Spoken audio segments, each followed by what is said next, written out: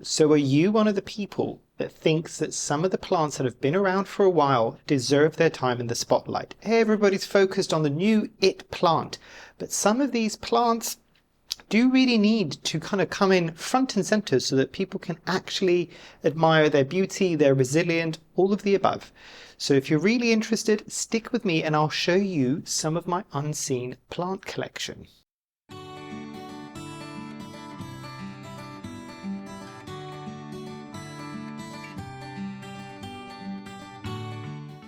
Hi, I'm Memo, this is my channel, Houseplantygoodness, and essentially it's a place where I like to geek out about my big passion. You might be able to see some of it behind me, it's tropical houseplants. So today's is going to be a kind of second video to one that I posted a while back, which was more of the plants that you might not see every time that you watch some of my videos and you look at my collection behind me. These are the plants that tend to be squirreled away around the house, but I still think that they do deserve to be admired. So without further ado, I will show you, I think it's 5 plants that I've got for you today. 2, 3, 4, 5 plants that I've got for you today that I think, yeah, need their spotlight. So the first plant on the list for today is a philodendron, and it is a philodendron that I've got in front of me here.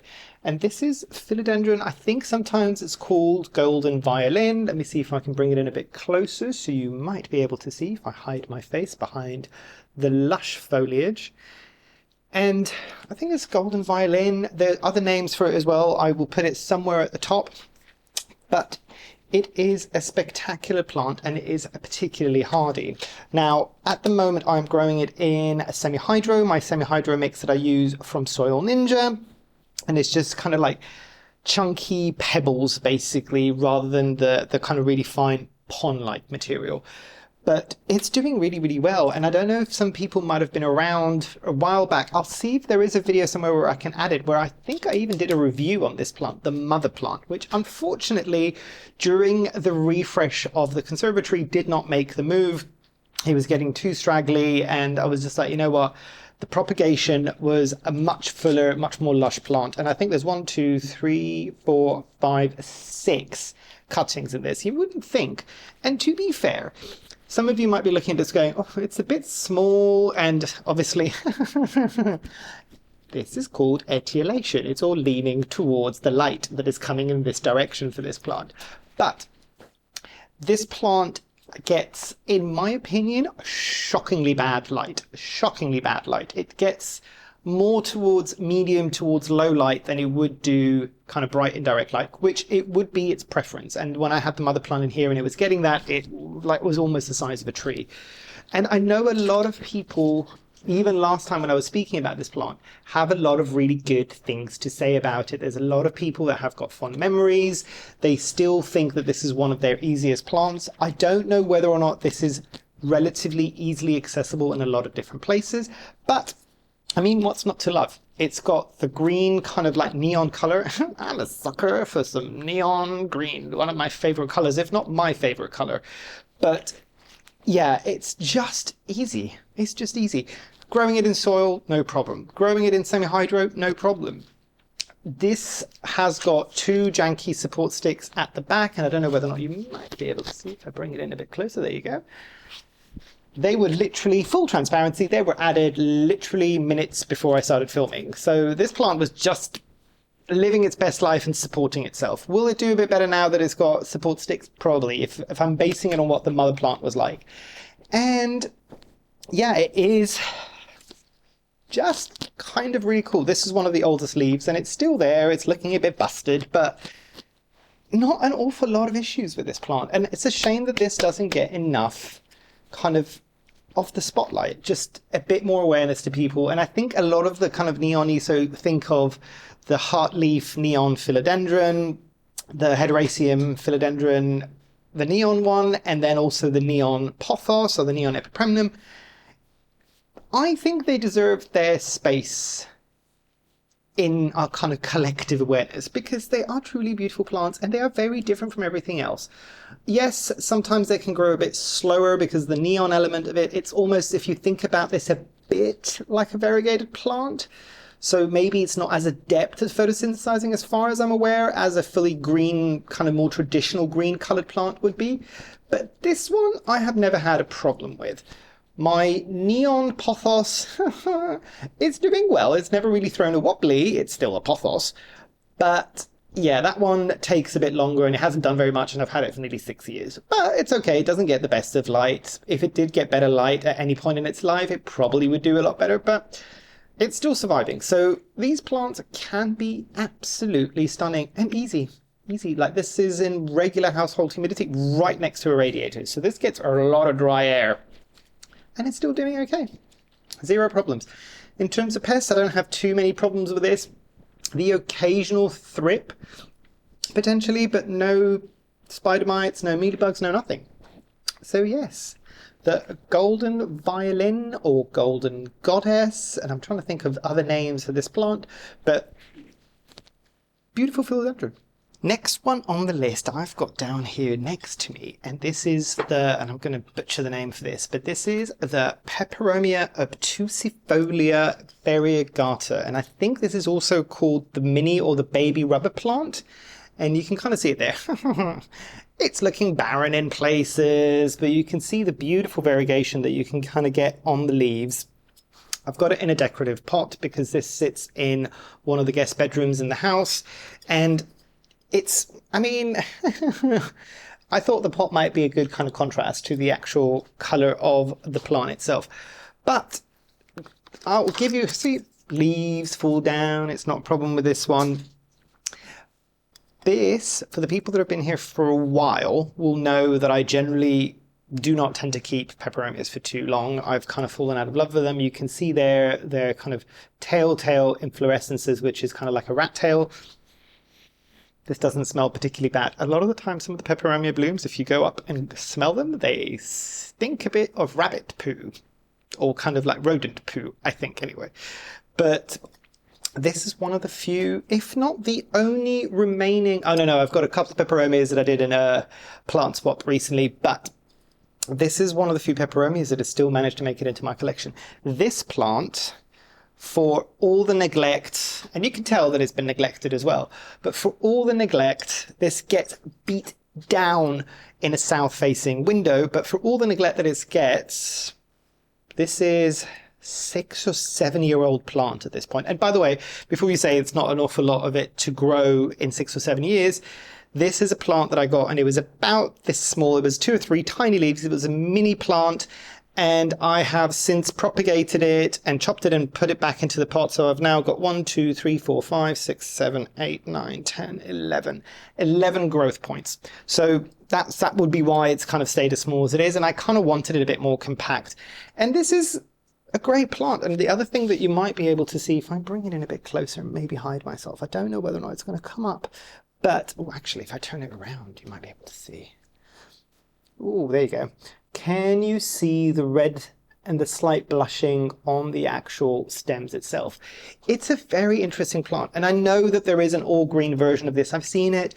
It doesn't fully excite me, at least with the variegated form. I think it's truly quite beautiful, and it's very difficult for me to kind of explain how the leaves present themselves, because essentially, if you think about it, I don't know how to describe this. Okay, so if you think about something that's like an image, and then on top of it, somebody's poured some like clear resin, so there's like a thick layer, almost of like a gel-like material on the top of a picture.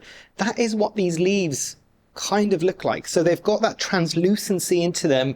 You can tell at the back, it literally looks like the backing image basically on the leaf, and the front has got almost that thin gel layer that is clear that you can see through. It's unlike anything else I've got in my collection, and I truly do think that this deserves a place in the spotlight. The one last thing I will say about this plant before I kind of move over to the next one is, I don't know if you can see at the very top here, these are all white leaves. Does this ever worry me with this plant? No, I let it live its best life. Eventually those leaves will drop off.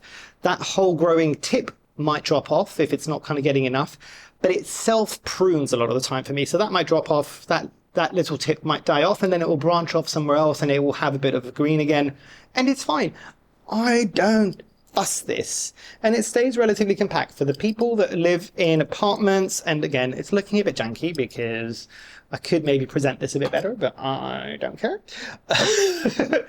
This is a plant that's quite handy because it doesn't get absolutely ginormous, and you still get a bang for your buck with those really interesting leaves. Now, the next plant on the list is something that it's a plant that a lot of people actually suggested in the previous video and said, do you have one of these plants? You should get it. It's massively underrated. It'd be a really nice one to see on there. And I'm just like, I do actually have one of these. And I got it from a plant swap, one of the first ever plant swap that I went down to in London. And I think they're about to announce new dates, or by the time you see this video, the dates might have been announced. So it's super exciting. But this is, and hopefully it is focusing nicely, the Pellionia Pulchra, if I'm not mistaken. That's how I would imagine that name is pronounced. And you might be able to say, okay, it's very kind of odd looking. It has also got really interesting backs to the leaves. There's kind of like a reddish tinge to them. The reason why you're seeing this kind of sitting like this is because normally it would sit on my plant shelf like this and it scrambles.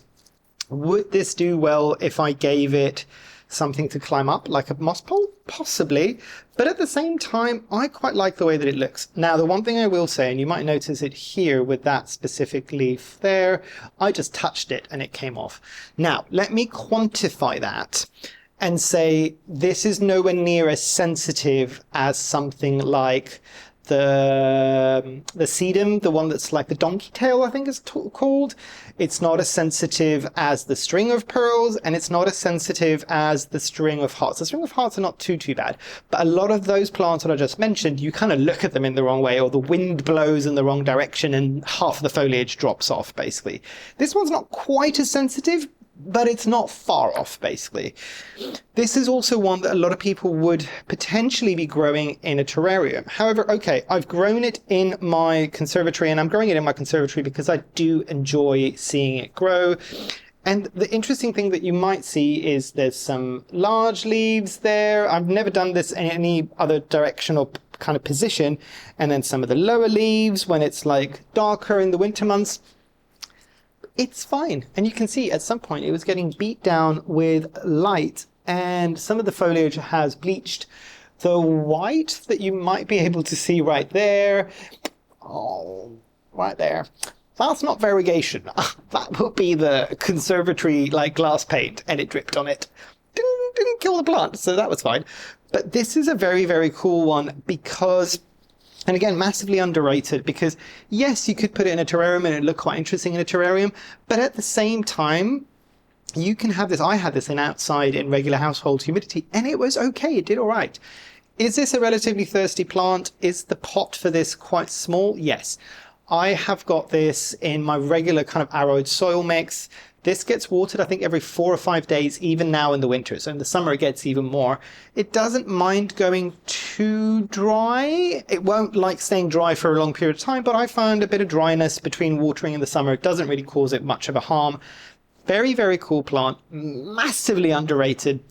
Pellionia is generally massively underrated. And I think it's because people generally will see them as terrarium plants. But if you've got a small planter on something like a coffee table somewhere, and you let this cascade down, stunning. Looks like a really, really interesting plant. Is it the fastest growing thing in the world? No, I think I've had this for 3 years, maybe 4. The people that have done the London plant swaps for a while will probably know when the first one was. It might not even be that long, actually. I might be kind of exaggerating here.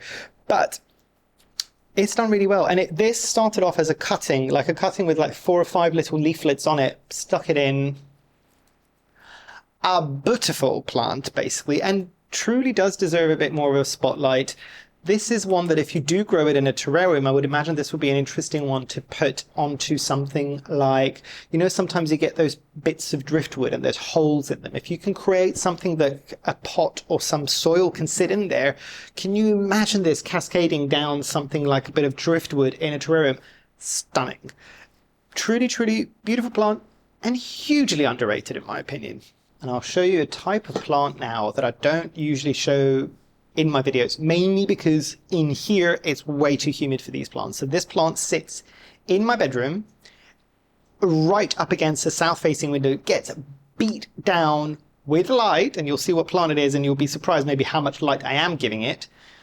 And it is loving life. So the plant that you might be able to see here is the Sansevieria Moonlight.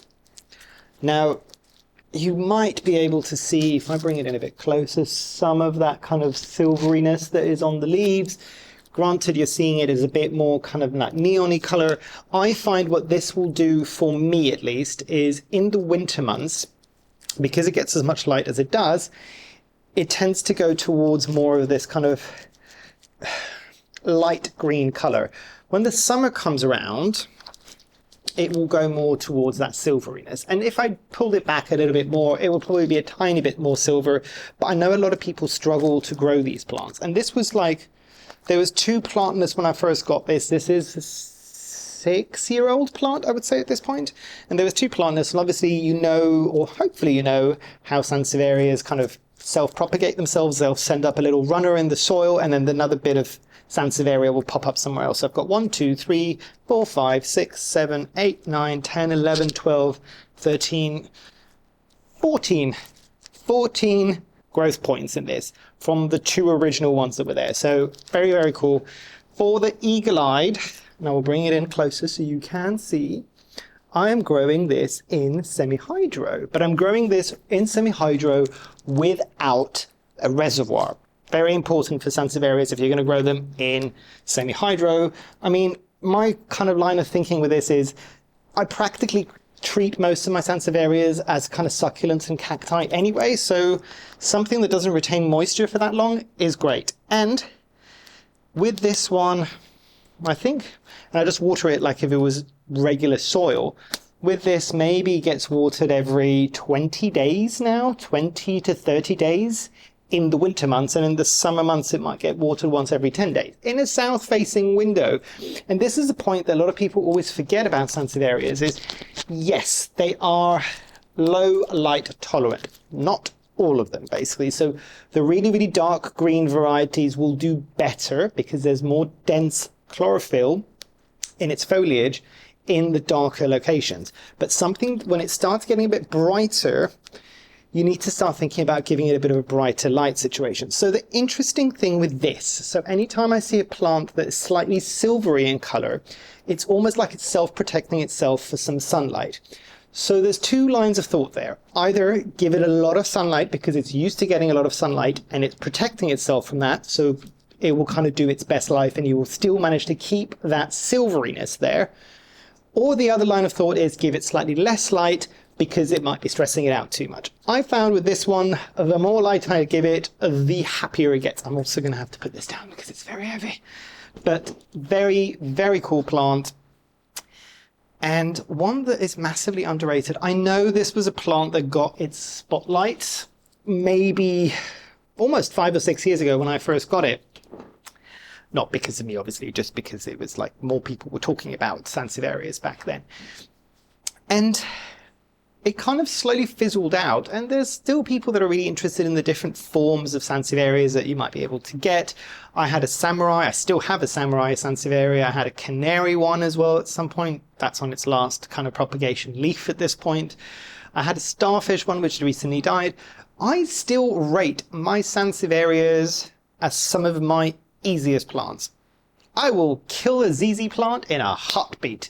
Sansevierias for me, much more, probably the most forgiving plants ever. But again, Sansevierias or Dracenas, before anybody says this, I know that they've been reclassified as Dracenas now. It's just, I'm an old man and it takes me a while to get used to new names. Give me a break. You'll be very happy to know that in my plant care app, all of the Sansevierias have been renamed as Sansevieria/Dracena. And eventually I will drop off the Sansevieria and move over to Dracena. But I need to train my brain back into calling it something else. But with these plants, it is one of those things that I think for me, because back home they are quite prevalent in Greece, there's a lot of people that have been growing snake plants for years in gardens as well. So yeah, it's very fond memories for me. Like it kind of reminds me of home. I know it's like stiff and prickly, but you know, home. Right, the final plant I am growing in probably the least optimum conditions for it, but this is an orchid. And I will hold on if anybody can guess what orchid this is. I know there's a couple of you that own these and are very fond of yours, so let everybody know in the comments. All right? So this is an example of a vanilla orchid. Did any of you know that vanilla, as in vanilla pods, originate from orchids? And it's very different to the types of orchids that you might be able to see or kind of relate to, because most people kind of relate orchids to just the standard Phalaenopsis that they can buy from stores. But this is an orchid as well. It's a vining orchid, as you might be able to see. And let me see if I can turn it around. It's a very awkward plant to move around. Let me see if I can show you. Oh, I saw this a moment ago. Oh, there we go. So if I show you the very tip there, can you see the little tendril that has wrapped around the support stick? So imagine these growing absolutely ginormous off the side of trees, and they are very, very tall structures. They will keep going. In an ideal world, the reason why I'm saying I'm growing this wrong is because I keep wrapping it around. Am I ever going to get vanilla from this plant? No. This plant is also probably about 6 or 7 years old. This is one of my oldest plants. And yes, there's crispy leaves, but people that have been here for a while know that the only time that I take off any of the crispy leaves is when I'm filming, because it's the only time that I've got like 2 seconds of mental capacity to do this. But with this plant, would it be a lot happier, and maybe would I then get blooms that would turn into vanilla pods? And it's a long process. It's not an easy process for people that think they might be able to do this. If I grew this in here and I let it vine all over the ceiling, all over everything, yes. But for me, that's just not feasible with this plant. I would worry too much that it would essentially become a mealybug highway. Now, have I ever had mealybugs on this plant? No. Does it mean it would never get mealybugs? No. Also, there's a lot of nooks and crannies in this where the leaves join the stems, which would worry me a bit. But you can see like the tendrils. I'm assuming they're tendrils and they're not aerial roots, but they might also be aerial roots potentially. Are substantial on this one, and they will try to grab onto absolutely anything. And it is a very, very cool plant. Underrated. It's just a whole bunch of green, but if you grew this and you let it kind of like trail around the place, it's great, because a lot of the plants that we've got that are vining, like if you think of the cissuses, so the cissuses or cissisi, they are part of the grape family, or the vining grape family. So they are beautiful, but in my experience at least, they can be quite aggressive. This takes a bit longer to kind of get to that stage, but they've got fine leaves. You might have pest issues. They tend to be a bit less forgiving. This is sitting in a south-facing window in a very small pot, orchid pot. It's got a decorative pot around its actual pot. It's still in sphagnum moss. It gets fertilized the same way that I do with all of my orchids, and hopefully I can link somewhere at the top my recent video on how I care for my orchids to always have them in bloom. This is one that I care for in the same way, but it's never in bloom. But it's less to do with the care that I give it and more the conditions that it needs that I cannot provide. I'd be curious if any of my kind of subscribers or viewers out there have grown this successfully to flower and have successfully got vanilla pods out of it, because it's, as I said, it's a long process. Let me put this down because there's another plant that is exceptionally heavy, hopefully without it dropping down. Oh, it's not dropping, it's there. So you might be able to see it slightly on the corner of the screen there. Very cool plant, however, and it is one that is striking. It will give you that vining element, but because it's so hardy, I don't know if you saw the stems that I was talking about a moment ago. Let me see if I can bring the stem up, because it's it's very, very, very thick. You can see it's holding itself. It is a very thick stem, and obviously it gets thicker as it kind of grows, but much more robust type of vining plant. The leaves are very, very succulent, not quite as thick as something like a Phalaenopsis orchid, but still relatively succulent leaves. And generally it just keeps going on with it. Did this have thrips at some point? Yes. Did I miss the thrips entirely? Yes. Did it really cause any issue with the plant? No. So it is a robust plant. Granted, I can imagine the reason why this isn't quite as big as some of the other plants. Maybe it's not as exciting for some people, but how many people, again, this might be for the bragging rights for the people out there. How many people, and now we'll keep it a secret within ourselves, but how many people can say you're growing a vanilla in your house? The secret between us is that you might never get vanilla pots from it. We know this, everybody else doesn't need to know. But it is a cool plant. And I think that's the thing when you try to talk to other non-plant people, basically, very rarely will they ever get excited about a houseplant that you have, because they just don't care, to be fair. It's more of an us thing than it is a them thing. But tell somebody that you're growing vanilla in your house, that will pique their attention, trust me, because they'll be like, really? Really? Like, how? And then tell them as well that a vanilla is an orchid, and poof, absolutely spectacular plant. Great, great plant. And if you do get some of it to bloom and even get some vanilla pods on it, great. Edible houseplant. So that was a few more of my unseen kind of collection. Unseen for you because obviously it's not behind me or around me in the conservatory. So what do you think of some of these plants? Do you own some of these plants? Have your experiences differed from mine? Would you suggest other people get some of these plants? Do you have other plants that you might want to suggest for another follow-up video? Hit me up in the comments down below. A lot of the times, I've got too many plants. I might even have the plant. Like, look at the Pellionia that we were talking about a moment ago. I might even very well have the plant. So I might be able to showcase it. But let me know your suggestions down below. But yeah, hopefully you've enjoyed. This will hopefully be out whilst I'm on holiday. So hopefully you've enjoyed. Hopefully I shall see you here soon. And I truly, truly hope that you have a great rest of your day. Thanks. Bye.